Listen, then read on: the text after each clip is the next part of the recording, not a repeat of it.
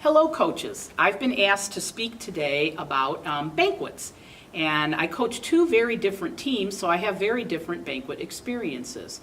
First, I coach the varsity golf team, and for many years it was trying to find a venue, keeping costs down, just really trying to work with everyone. And actually a few years ago, senior parents came to me and said, we have access to country clubs and we would be willing to set up the banquet for you.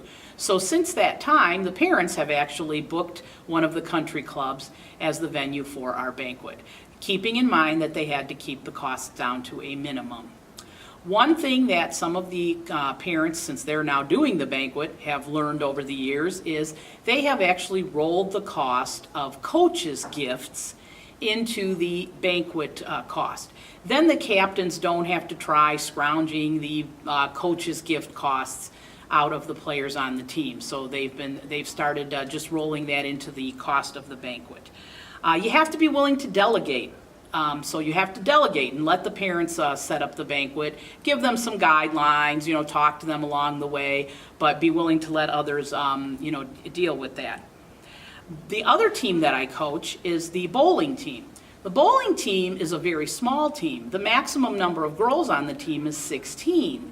Therefore, when we go to try to book a banquet, we don't even have 50 people. And the majority of your venues want 50 people minimum in order to have your banquet. So we have actually started having the bowling banquet in smaller halls or in restaurants that have maybe a separate room that they'll give you. Again, keeping in mind to keep the cost of the banquets down. For the banquets, obviously the country club banquet is, a country club type, a buffet type menu.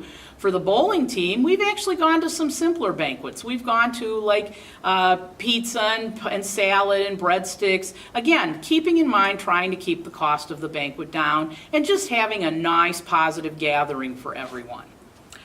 Speaking of positive, my goal is always to have a positive comment to make about each and every athlete on the team. To keep the flow of the banquet very positive, to talk about the positive things that happened in the season, maybe some goals for the next season, and obviously to honor the seniors. You are allowed to have some senior gifts. Senior plaques through the athletic department. You can talk to Nancy Malinowski about that and those costs, but I always have some little senior gift. The girls like to do paper plate awards. And that's kind of a cute way for them to talk about something fun that happened with each girl. And they always do a nice job with that. Both of my teams do these paper plate awards. I'm sure there's some other teams around here that do something similar to that. Again, just to, amongst each other, recognize each and every athlete on the team. Make sure that you invite the administration. Usually one or two of the administrators will attend your banquet, but when the banquet invitations are going out, especially if the parents are sending them, make sure that they include administration in those invitations. My biggest point is time. One of the things that I've been told by administrators who have attended my banquet is they love the timing of my banquets, and it doesn't matter which team.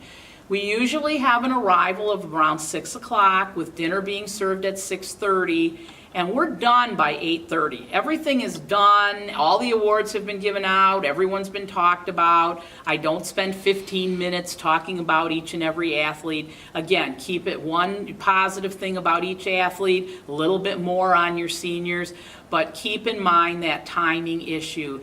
Banquets should not be 4 hours long. I understand that some of our teams are a lot larger than the teams that I coach, but we all need to be aware of everyone's needs and times. And again, always stay positive with your banquets. Thank you for listening to my little spiel.